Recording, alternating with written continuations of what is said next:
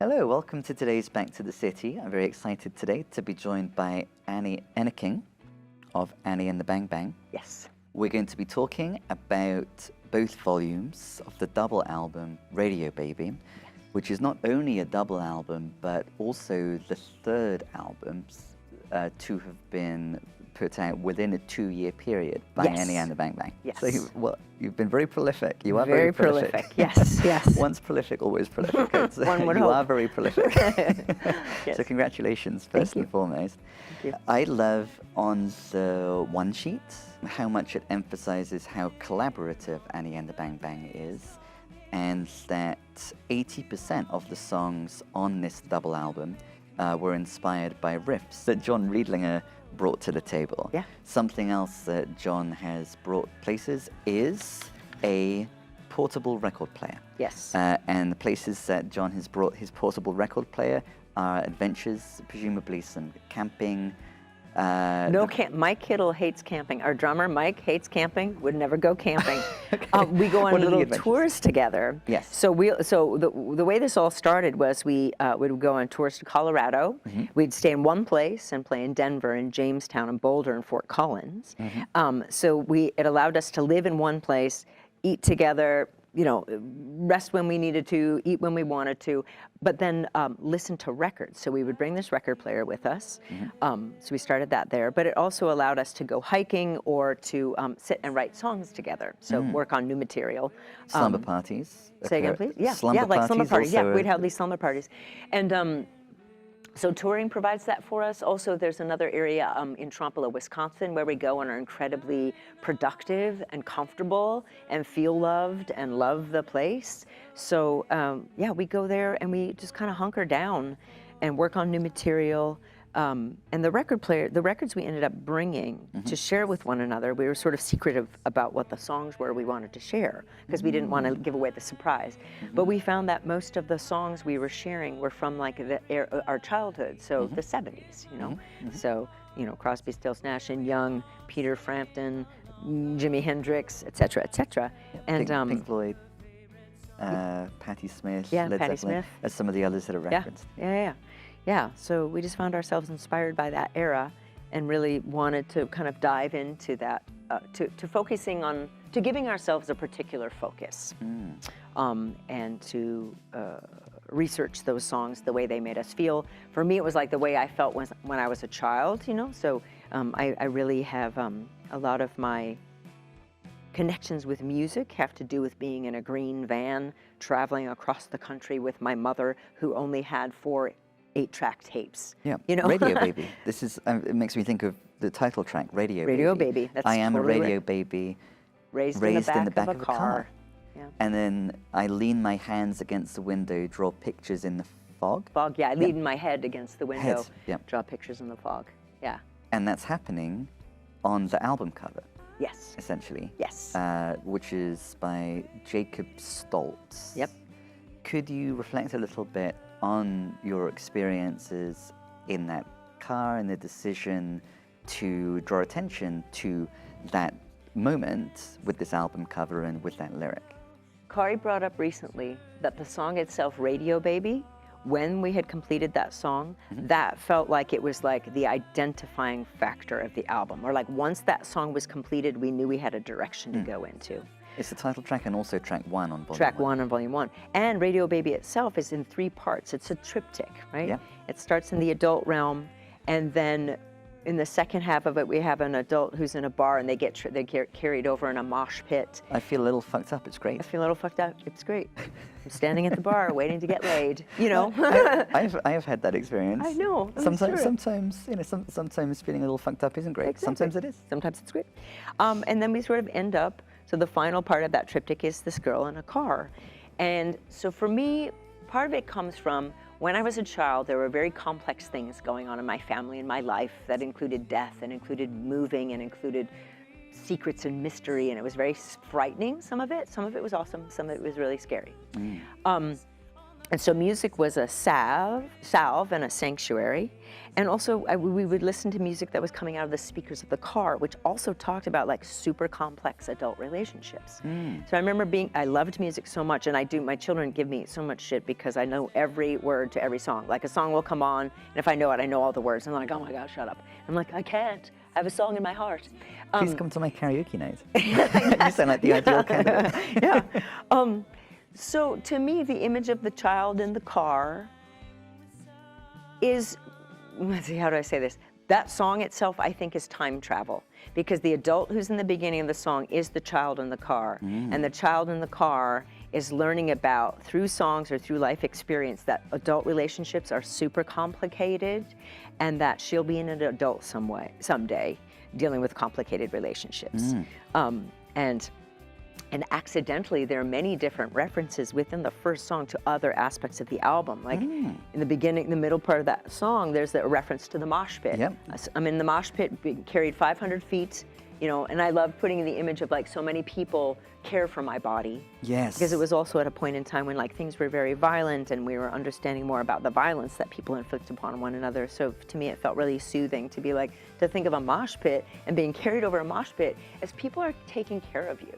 They're trying to get you safely from this spot to another spot, right? Yes, yes. And later in the album, then we have a song called Boys in the Mosh Pit Are Having Feelings. That is the best title of a song perhaps ever. Oh, yeah, I love it too. And that's one of my favorite riffs as well. That's one of the 80%. That's within yes. the 80%. Yeah, I will tell a story about that. I love that song so much.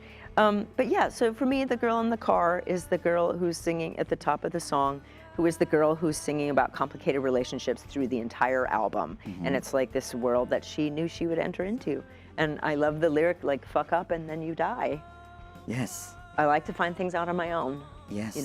I'm sorry I hurt you. You're not alone. And later it's fuck up and then you die. That's an all right kind of life.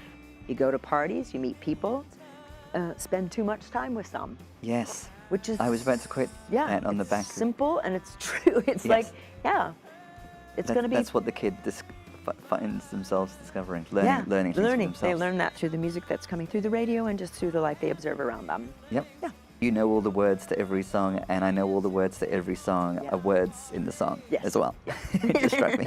Yeah. One last thing about the title track. There's a celebration of the role of music in one's personal life and in community. The singer laughs, points right at me. I'm in love with myself and everybody. Here's my favorite part, where we all sing along. A girl cries because it's her favorite song. What I love about that is that it's especially special for the girl because it's her favorite song. And it's communal. Your favorite part is the part where we all sing along. Yeah. So could we use that as a portal into the record? Because I feel like the record is very aware of the importance of music as something that can bring us together and refine, cultivate our sense of value and meaning. Could you run with that perhaps, like via that particular lyric? Yeah, I love that line because it's true. For me, it's like it's having had the experience of being in a room where like my favorite song is playing and the singer is singing it, and I cry because it's my favorite song, right? And also just observing. I feel like sometimes when people really love a band or they really love a song, it's like they want to be those people, or they want to live inside the story that those people on the stage are telling. Because in a way, my life has been connected to music from a very early age up until now. And so many of the people that I know and who go to shows now also have the experience of having had this through line of love of music their whole lives. And I think what we discover through the songs themselves is our own humanity. But if like you love the same song that I love and we're watching these people play it, we're like bonded because we like love the same thing, right? Or that song might mean the same thing to you as it does to me, or it might mean different things, and then we can talk about like that's my why favorite you when think that that. happens. Well, yeah, exactly. Where you sort of like have a heated discussion about what the meaning of a song is, right? Yes. Because it's a way of like it's all of us, we're meaning-making creatures, and so we're meaning-discovering creatures, right? And we tell story all the time. Yes. And so I think when we love music and we're engaged with music in a particular way, we're living out a story that we have experienced. It's a story we imagine we might be having, or we're telling ourselves about the future. Yep. In a way. Absolutely, Yeah. yes. I love everything that you were saying just then about us being storytellers. A book that's influenced my thinking a lot is called The Storytelling Animal. Ooh. And that influences Brené Brown as well in Nice. the Rising Strong process. Nice. The awareness that we are constantly telling ourselves stories. And Brené Brown writes about the shitty first draft. Yep. Being able to capture, okay, this is what the story that I'm telling myself. And then going back and thinking, what's missing? How can I refine? Or even what, like, if this is the story I'm telling myself, like, am I being mean to myself in the way that I'm Right. telling this story? Like, what kind of story am I telling myself? Yes. Can I change the story I'm telling myself? Yes. Which is, I think, a little Yeah. bit what you're talking about. Well, as soon as we recognize that we are the storytelling animals, then we can get a bit more creative and flexible with breaking out of some of the storytelling grooves that I'm stuck in Yes. with negative self-talk or Exactly. whatever it is. Exactly. Everything is fiction if you write it down Yeah. is a lyric of yours in Arm in Arm. Arm in And Arm. then everything that you were saying about sitting down and debating the meaning of a song made me think of the following song, still on Volume 1, Disaster, where specifically PJ Harvey's Down by the Water is what the character's reference. big fish, little fish, swimming in Swimming in the the water. water. Yeah. I love that song, and I love too. that particular. That's one of a number of moments where precisely what you just described is narrated in the record. Yes. So, do you have any thoughts on this idea that everything is fiction if you write it down, and or anything to say about moments like, or perhaps specifically this moment of debating the meaning of the PJ Harvey PJ song? Harvey. Well, I want to talk about the PJ Harvey thing because that song has been a mystery to me. That lyric has been a mystery to me my whole life. Come back here and give me my daughter. Come back now, here, give me my daughter. So the way that I feel like she's always engaged in a sort of like the mythical aspects of what it means to be a human being in some ways. She makes like grand narratives out of small moments in life, and I find that really fascinating. But what I learned from her in that song, in the same way I learned from Joni Mitchell in a song like Rainy Night House, where that there's a mystery at the core of it. And you're like, I don't know what this means, but I think they know what it might mean, even if they can't tell themselves what it means. So I'm going to trust them, right? Yes. So I was always trying, so big fish, little fish, swimming in the water, come back here, man, give me my daughter. It's like, it reminds me of Persephone. Yes. It reminds me of just like the underworld and like, you know, come back here, man, give me my daughter. That's like the way that Demeter, you know, like will try to fight to get her daughter back. I love the casualness of addressing the mythical figure. Like, come back here, man. Yeah, come back here, man. Give me my daughter, right? And it could She's and in it the could, shit with the mythical. She really is. But what she's showing, like, but that's also a real thing in life too. Is like somebody can just take your daughter, or they're taking some valuable aspect of yourself, right? Yeah. And so it works on a grand scale, and it works on a very small scale too. And that's what I love about that lyric and about her work in particular. The idea of everything is fiction if you write it down just seems like a feeling fact. You know what I mean? Like, it's probably not actually true, but I do feel like as soon as you start to create story, which is either you speak it out or you write it down, you already have a point of view that you're aware of. And if you have a point of view that you're aware of, you are making a story, right? Yes. So It relates to us being the fiction makers. yeah, we're storytellers. Yeah. Oh, Goliath is the title of the final track on Volume 1. Yeah. Which, you know, on the back of the mythological aspect of PJ Harvey, Yeah. it seems like a nice spot to jump to. What are you doing with the character and story of Goliath in that song?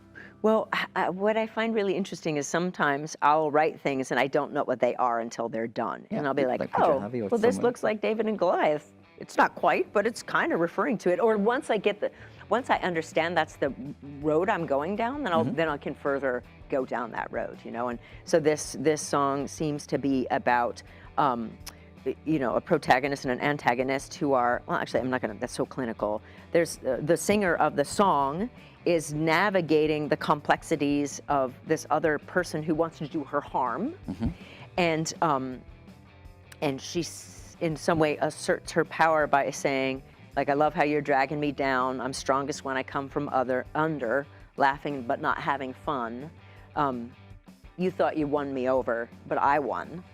And then she starts to talk about these sort of, not anecdotes. What's the thing where they're like truisms, kind of like? Yeah, maxims. Maxims. If you use bad tools, Yeah, if you use do bad bad tools, work. you'll do bad work. Yep. A man with no teeth cannot hold his tongue. Oh yeah, if you get a wound, use the sharp knife. And once the nail is in, put the hammer down. So just trying to deal with a complex person who's complicating the narrator's life and just being like, get out, it's done, we're over, stop, done, stop, stop, stop. Yeah. Yeah, so I think just about asserting power.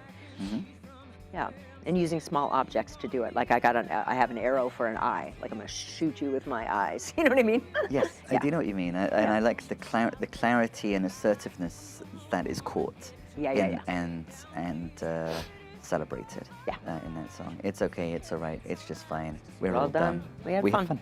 Yeah, and that line comes from John, because we were all at the Trompe-l'oeil Hotel working on new songs, and something that they were all working on that instrumentation. It's a riff he came up with. And that's why there's no singing at the top. I was very interested in like letting them just be this awesome band who can like do these time changes and be super fancy with their choices, and then just come in with something that's like, let's go, fuckers. But John was like, yeah, I feel like the chorus is like, it's okay, it's all right, it's all fun, it's all done, And I was like, okay, great, we'll run with that. Like usually what happens for us is somebody will be like, oh, it sounds like that, or what if it's this? And we're like, yeah, let's go for it. Let's try that. So Annie and the Bang Bang is Annie, John, and then Kari, and Mike. Yeah. And also deserving a shout out is Bun Bun. Oh, Bun Bun. Okay, who's Bun Bun? Bun Bun is a little white plastic light up rabbit. He's about this tall. The reason Bun Bun is significant is because 2 days before we left for a Colorado tour, I found Bun Bun in the trash. And I was like, this is an amazing object. Who would throw this away? So I brought it home. I noticed it had a plug on. I was like, holy shit. I'm sorry, I'm swearing. Is that all right? That is okay, yes. Okay. And I plugged it in. I was like, it's a freaking light up plastic rabbit, people. Why would you throw this away? And then I brought it with us on tour. And then like Bun Bun goes with us everywhere. Bun Bun is everywhere with us. Bun Bun is our official band mascot. And he goes on every tour. He lives in our basement rehearsal space. When we go on tour and we go stay at a hotel or the Airbnb, he comes inside with us and he's our nightlight. Like Bun Bun is the shit. What we bow down to Bun Bun. Rabbit. What? What a resourceful rabbit. I know, very resourceful. And the funny thing is just after I found Bun Bun, or very near when I was finding Bun Bun, I realized that I'd written a song called Rabbit Pelt. So rabbits. And then also in another song in this album, I love discovering things as I'm talking about them, about things that have already happened. That's one of my favorite things. In one of the songs, which is called Wind Phone, it says, a still rabbit in the grass turns its head, shock of two eyes, she finds a hole in the fence. So rabbits, and actually a lot of different types of animal imagery are important to me. I use them. Yeah, but most important of all is Bun Bun. Bun Bun.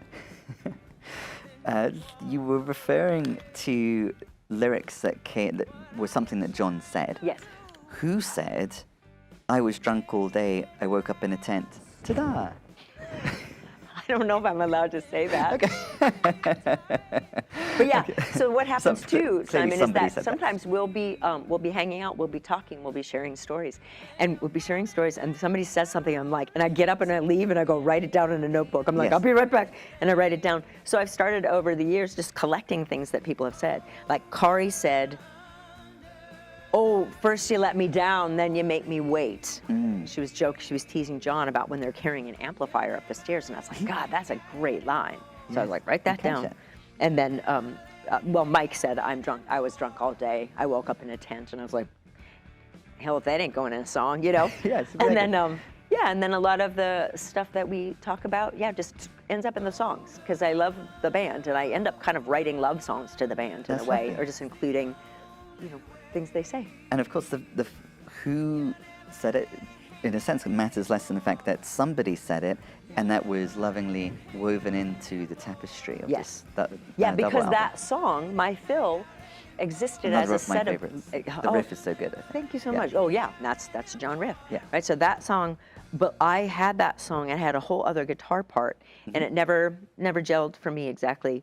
And then he played that riff, and like Kari joined in, and then Mike joined in. We were in the basement of this place we were working, and I was like, oh my God, that set of lyrics wants to live here. It wants to live in this song.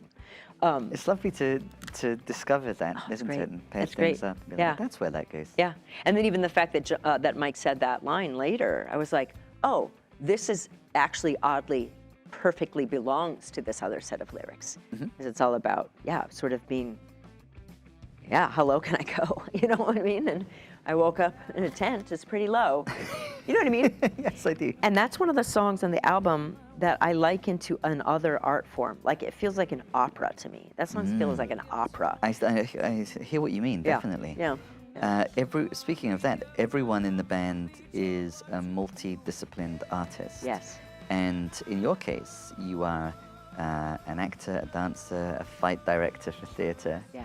So beyond the love of music, which is thematically central in the record, could you perhaps expand a little bit more on the significance of the multidisciplinedness of the band? Well, like Kari is a composer of piano. Like she plays piano, she's a composer. So she has a different way of playing bass based on what she understands about composition, right? Or Mike has a lot of experience with lighting shows. John was an actor. I was an actor. So in some ways, we all understand different ways to communicate with one another about the thing we're trying to craft, or thing we might notice in a song that we might pay more attention to. And this is tangential, but actually is part of what this is. I want to talk about how it was recorded and the way I perceive the mixes that Tom Herbers made. Because I can listen to the songs and I think theatrically about them. So I feel like sometimes I'm like downstage center right, and Mike is upstage left, and John is like right down at the front of the stage, and Kari's over here. You know, so I feel like we're on a stage, and I feel like sometimes Tom lifts the light up shines a light more on one instrument than another. I feel like it's very sculptural in the way that it was recorded, and very visual. It's a really great case in point of how the multidisciplined nature of the band comes into play in crafting the music. This metaphor, this theatrical, where are we on the stage metaphor is a response to the question. But the question was about the significance of the multidiscipline, the fact that everyone is an artist and everyone is a multidisciplined artist. Yes, yeah. Because we can think about things in slightly different ways and connect with one another through a shared language sometimes, and understand how to focus on one thing or focus on multiple things simultaneously. And that's very helpful. One of the moments in the one sheet that really spoke to me was the sentence, Annie believes songwriting is an act of spiritual archaeology. How is songwriting an act of spiritual archaeology? I feel like part of it is that I feel like I feel like there are many sets of bones underneath the ground. And if I trip enough on a little piece of bone, I'll be like, oh, what is this? And I'll sort of dust everything away.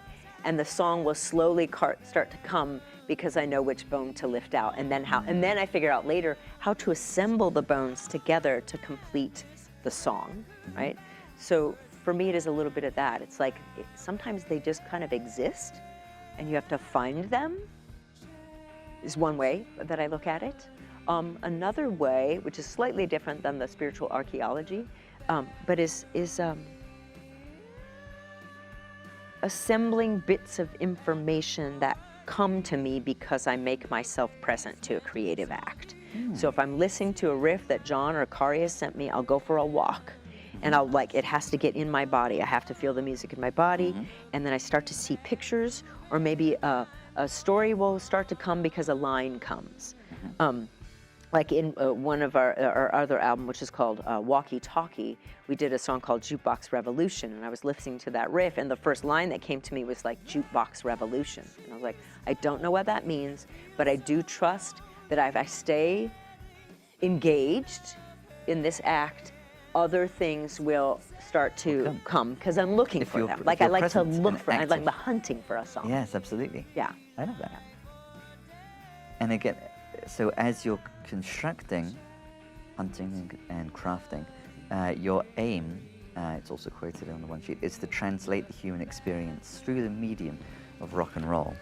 I love that on track 10 of volume 2, AM 70s Gold, it can be a little lonely being a person. Yes. So there are these reflections that you've come to on the process, or just on the experience of being a human among humans. Yeah. And that is something else that the record really wears on its sleeve, I think. What is the significance for you of the medium of rock and roll as a medium for translating the human experience? I think it goes back to the beginning in a way. It's like, because you find yourself in songs, right? And I think saying that we're translating the human experience through the medium of rock and roll is true of any artist who is playing music. You know, like that is what music does, is it hooks you up to yourself, because it's hooking you up to a life experience that you may or may not have had, but you can recognize in some way, or allows you as the author of the experience to take charge of the narrative and to get something out of your system or get something out of your body. And I really trust that if I'm getting something out of my body and I'm putting it in the space, somebody else is going to be like, oh yeah, totally, that. Like in the same way when I listen to artists, I'm like, oh my God, I'm so glad you wrote that, because if you hadn't written that, I might not understand this feeling that I've had. You know what I mean? So I think I think rock and roll, I think music is just the key to unlocking experiences you have had, you may have, or that you're currently having, and that's why you're just in the flow of humanity. As writers, like we're just translating the human experience, either based on our own life or like things we observe. Yes, absolutely. It can get a little lonely being a person, but there can also be connection. Yeah. And I love the way you just put it all. Yeah. And I love the line, it can be a little lonely being a person, and I like the lines that precede it, because the one is like, I'm sorry that I turned the station when your favorite song came on, which sounds like a super simple thing. And it can be, but it's also like, it could be an act of cruelty too, you know? And later I say, you know, I'm sorry that I made you do something you definitely didn't want to, which is like, could be a horrible thing. And I'm sure we've all done horrible things, you know? But the idea of that it can get lonely being a person, like that's maybe why you're cruel sometimes, or that's maybe why you didn't take care of this thing in the way you want it to. It's like you were not in connection. You forgot to be present and connected. And if you forget how to be present and connected, that is a way of being lonely. It's not just because people reject you. It's like literally you're rejecting your own sense of connecting to other people. Absolutely. So, yeah. Well said. One last quotation from the one sheet, still on the topic of crafting. It says that Annie and the Bang Bang craft musical gems that value 4 things: energy, animal intelligence, poetry, and mischief, exactly. Yeah. So could you reflect on those specific 4 ingredients? Any number of them. I like mischief. I like mischief too. Yeah, we just have a lot of fun together. I think it's really important to have fun, and mischief we have fun. Is like play, they're important. That's one thing I post the Wholehearted Living for Brené Brown. Yes. In my experience, when I was more intentional about play being important, that really enhanced my life a lot. Yes, yeah, I think so too. I agree. And I think of a certain form of mischief is also the idea of like, let's just fuck up. Like when we're working on something new, when we're trying things, like I wanted to play guitar solos on this album, and I don't really know how to do that. So I would be in the practice room, and we all do different versions of this, but the idea is to say, I'm gonna be bad. Yes. I'm just gonna be really bad. And everybody's like, go, just be horrible, play the worst thing. And you're like, oh, thank you, freedom, right? So Yes. there's freedom in mischief, there's joy in mischief, there's the invitation to just like be a mess, you know, and connect in that messiness. There's mischief, energy. Yeah, I just like, I don't know, it all comes naturally to us to just want to like siege the stage and like surge into a moment and connect with people through that energy, you know, because you put it out, it comes back to you. There's people right there in front of you, and you want to be with them, you know. Yeah. And so the exchange of energy between us, right, and then between the audience is really important. And gigs where we're not connecting suck. Yeah. Because then it doesn't feel like where the various members of the band are not connecting with one another, or if the band is not connecting with the audience. It's all right. about connection. Yeah, it's all that, right? It's all about connection. So the energy is the connection. Animal intelligence just is that body. It's the body stuff. Like I trust my body. I trust what wants to come out of it, and words come out of it. Movement comes out of it.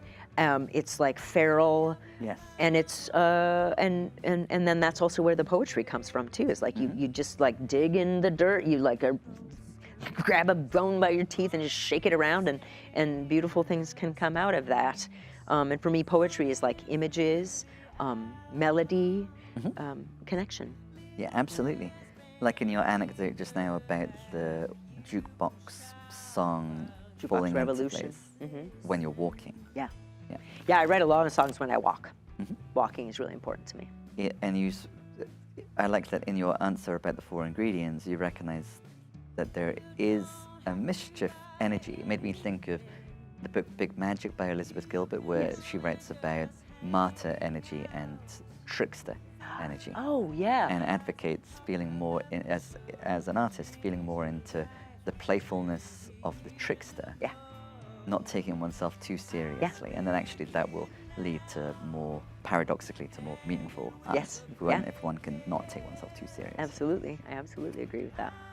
One of the things I love about this album is there was a weekend that we went away to Trompolo to work on more songs. And in the course of 3 or 4 days, we came up and fine-tuned and or invented on the spot 5 songs, which I think are like some of the best songs on the album. Bloody Mary is one of my favorite songs. That's a riff that John wrote. And I love it because he'll send me a riff like Bloody Mary or Boys in the Mosh Pit, and he'll be like, it's just a joke. I'm just goofing around. I'm like, and I take it deadly seriously. I'm like, I'm so invested in this song. It's like goes right to the DNA of my musical experience. Like, and so I just exactly as you were saying about the trickster. Yeah, exactly. It's more meaningful when, as a result of actually being. It's yielded by playfulness. It's yielded by playfulness. Yeah, exactly. Yeah. So he's playful. I'm deadly earnest, right? In some ways. This playfulness is seriously important. It's seriously important. Yeah. And then like we wrote a song called Big Kids when we were there, and that's about like Barely Brothers Records specifically, but it's also about how loving and generous and beautiful our town is in the spaces you can go to where community is instantly created. Like Hi-Fi Heron Records is a place like that, you know, Barely Brothers Records, and numerous places I could mention, but they're like independently owned, and you go in those places and you're like, dang, it's nice to belong. Yes, lovingly curated and welcoming, belonging. Exactly, yeah. And then we wrote American Pop Fever Dream when we were there. The funny thing about the Big Kids, though, is that we were writing it. John had the riff, and he was like, I don't even think you're going to like this. But he played it, and I was like, I had just been to Barely Brothers, and the words came immediately. I was like, this is my favorite song ever. We were outside, went to take a break, and John joked to Kari, he's like, oh, that song, one of the bass lines for the chorus sounds a little bit like a diaper commercial. And I can't remember what the diaper commercial was at this moment. And the song for the diaper commercial was like, I'm a big kid now. And I was like, big kids, they're the words for the chorus. That's it. Like, just, again, playful. Just like what's spontaneously, that's how it lands. Spontaneously happening that we can use, that feels being usable. present with the act, with the creative act. Yeah, and then being present with the creative act, and also understanding that every moment there's the potential for the creative act. Something I love about that Big Kid song is how it honors talking about the show that changed your life 20 years ago. Yeah. These moments where one's appreciation of the value and meaningfulness of music is truly, without exaggeration, life-changing. Absolutely. Absolutely. And now the more that you're talking about it, I'm like, oh my God, there's so many references to music in this album. Yeah, there really are. Which of course makes sense. And again, is that sense of like, be on the path you're on and everything is going to make sense eventually. Because I don't think we could have set out to be like, how about I write about music in every song? Or how about I refer to these, it's just like, no, this collection of songs came together because they all want to live together. And now they're here and oh my God, I'm so happy. Yeah. And you will be happily performing many of the songs at Ice House on Sunday, October 22nd. So right on the horizon. Yeah. The show starts at 4 o'clock. That's when doors are. The doors are going to So it's open an at early 4. show. Yep. Turn, with whom we are very excited Exciting. to play. Yep. They're gonna. I would be too. I know. I'm very excited. They're going to play at 5 o'clock, and so we'll likely hit the stage at around 6. 6-ish. And we'll play a variety of songs from both volumes 1 and 2. And we would just be so happy for you to join us, for anyone to come. So. Sunday, October 22nd. Yes. 4 p.m. doors, 5 p.m. turn, 6-ish. Yeah. Annie and the Bang Bang. Yeah. I'm going to try and be there. Please do. It's going to be really exciting to witness these songs come to life Right. in that context. Right. So hopefully some of the viewers will come and join us. Yes. Thank you very much for joining us today, Thank you. Annie. And we will be back to the City will be back with another episode at 10 p.m. Next Thursday. And of course, all of the Back to the City episodes are archived on YouTube. So there's a rabbit hole, Yes. bun, that you can go down there if you want more Back to the City in the meantime. Thank you for joining us. I've been Simon Calder. Thank you, Annie. Thank you. We'll be back next week. Thank you.